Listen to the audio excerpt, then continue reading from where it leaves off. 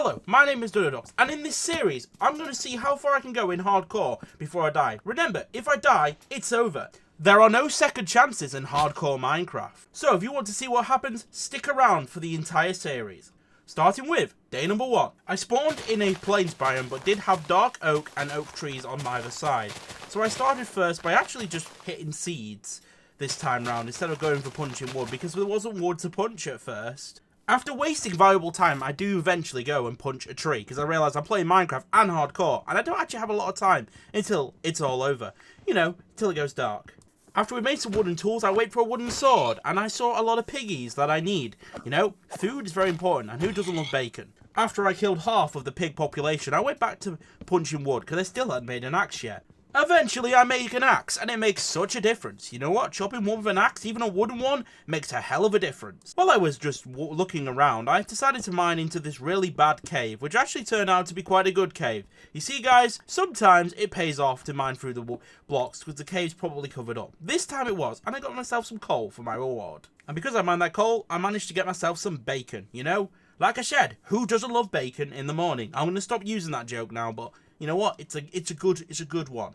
I then went back to chopping wood. That wood I just chopped, I used to build a shack. As you can see, it's going dark, and we need a shack online pronto. I didn't have time to mine into the ground or find a mountain to live in, so we're going to have to settle for a good old wooden shack. Once I got the shack up, I decided to add a little bit of vanity to the house, even though it's really small. I put some little shelving slabs in, and it kind of improved the design a little bit. It was quite nice.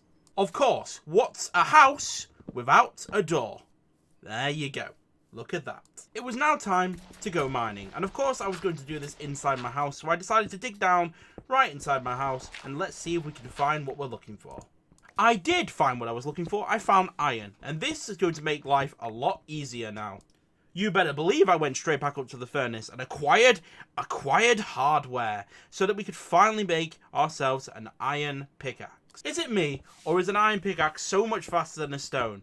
It's really quite satisfying, actually. But this will feel slow when we get a diamond one. That's what's weird about the whole situation. The more you get into Minecraft and the more faster you mine, you realise how slow an iron pickaxe is, and then a diamond pickaxe becomes slow when you get enchantments. It's a whole circle of life with mining, really, isn't it?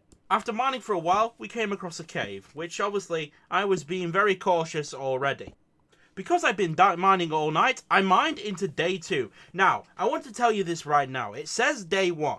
That's because Minecraft officially starts on day 0. But I don't count day 0. I count day 1. So day 1 is day 2, day 2 is day 3. You get it. So yes, while I was minding my own business, I came across 2 creepers. And of course, I didn't even think much of it. I just kept on walking.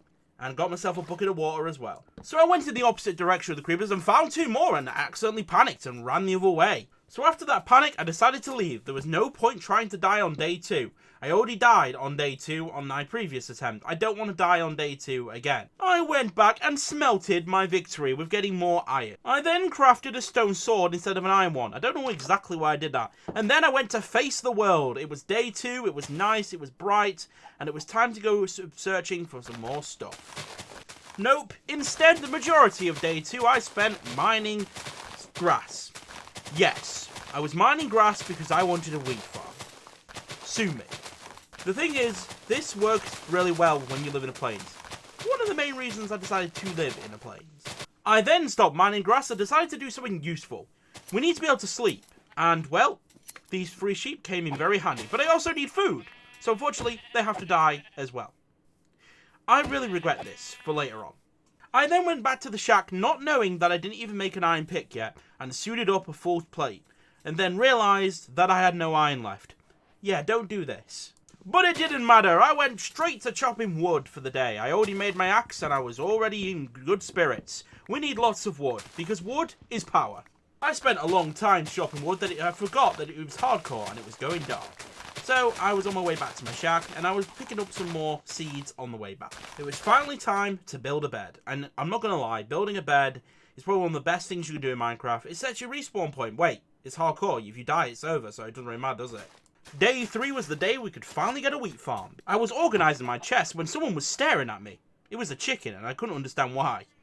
I also started working on a sugarcane farm, because of course, we're going to want enchantments, aren't we?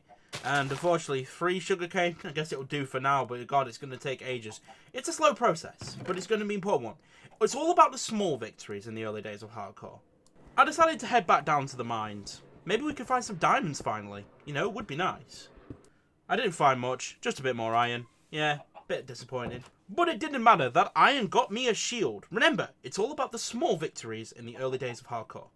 I then decided to go deeper into the mines and came across Deep Slate, a new block in Minecraft for the new update. And you could do a lot with Deep Slate. I'm kind of excited what you can do with Deep Slate. I then spent the rest of day 3 just trying to look for diamonds and mining Deep Slate as well. Because you know what? I found a new method called the Gopher method, but unfortunately, it doesn't really work in the early game. It's more for when you have enchanted. So yeah, this was a total waste of time. The only thing I did find was some lapis, which is a consolation prize, I guess. So I decided on day 4 to go back to good old level 11 strip mining.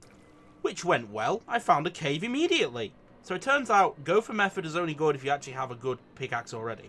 It's better to use good old traditions when just looking for your first diamonds. But unfortunately, the cave was underwhelming. I only found some iron and a bit of gold. It wasn't that great. So I decided to go back to mining in a strip mine. Because it seems like, you know, you go back to your roots. You're for a strip mine and you hope you find diamonds. Oh my god, diamonds. Yes, get in. That's super funny, by the way. That cave was right near these diamonds as well. But we got diamonds, and that is beautiful. You better believe I made that diamond pick straight away. We need to get this obsidian quick. I only want to do this once, so I want to get 14. Enough for my obsidian portal and enchantment table. So now, here's 15 minutes of mining obsidian. Did you enjoy that? That was absolutely beautiful. Great gameplay, by the way. On my way back, it turned to day 5. Remember when I said I wasted all that time mining all that cobblestone and achieving no diamonds? It's actually going to come in very handy now because of what plans I've got for this world.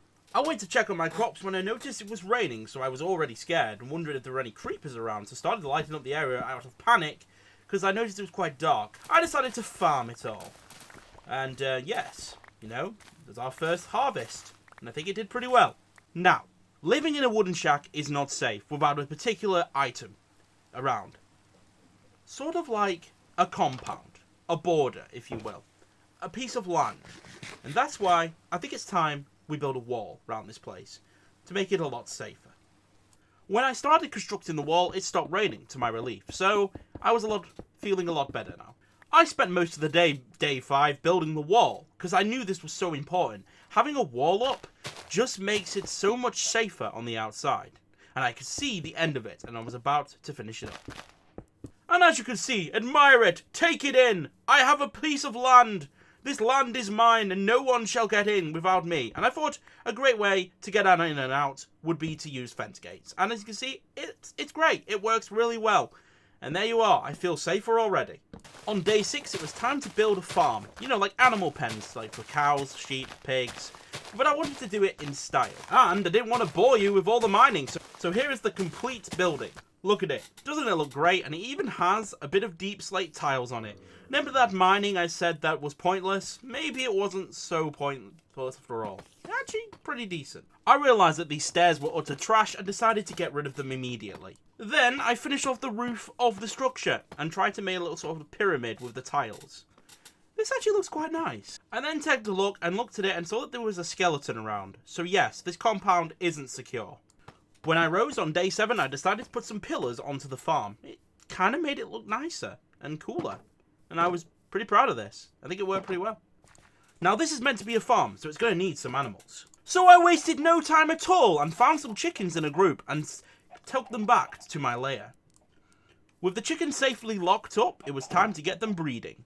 You know what? Because chickens are great source of food. I then found some sheep. I had to walk quite a while to get these, but I did find them, and then it took a very long time to herd them back. I spent the rest of day 7 getting these guys back to the pen, because, as you can see, it's going dark. So I have a sheep and chicken farm, but I don't have the main ingredient, a cow farm. The one that's going to get me enchantments. So on day 8, that's exactly what my plan was. So I found myself one cow. There was only one cow in this entire area. And yes, this was very frustrating. Once I got him back to camp, it was only half the day had already gone, and I only found 1 cow, which is useless. It's not totally useless, but it is useless. I need 2 to breed them. So for the rest of day 8, I went on an adventure trying to find a cow, and I found nothing. I guess I'll have to wait for tomorrow. I woke up early on day 9 because it was time to find a cow. I went into the mountains. I actually went into the mountains, and I wanted to find a bloody cow. To my luck, nothing. I had to search so long. I did come across some spruce trees, which is nice, and a big tiger biome. So it's nice that I'll be able to get some spruce trees for any builds in the future. Still searching for a cow, and still nothing. Sheep, but nothing. I'm almost about to give up. After a whole day of searching almost, we found the cows. They were in a plain quite a distance away, and we had to get these guys back to base before it got dark. So it was time on our epic journey back to base, herding cows. This was always really fun. Unfortunately, while I was herding the cows, I lost 2 on the way, so we only had Gerald left. That's his name. I've named him. I shouldn't have named him because he's going to be dead soon. I don't know why I did that. It was evening by the time we got Gerald back to his new home. But I still had to get him across the bridge. We weren't there yet. But I did make this bridge, and I'm glad I made this bridge. And eventually, we finally got him home to Farmer's Paradise. This little thing I've made. I think it looks pretty nice. Anyway, let's get him inside, and let's get these finally breeding. And that's it. All the farms are now complete. All the early game farms are now complete. And that's it, guys. That concludes episode 1 of the hardcore world. We've done 9 days. Not that weird number to end on, but yes, that's what we got to. Thanks for watching, and I'll see you guys in the next one.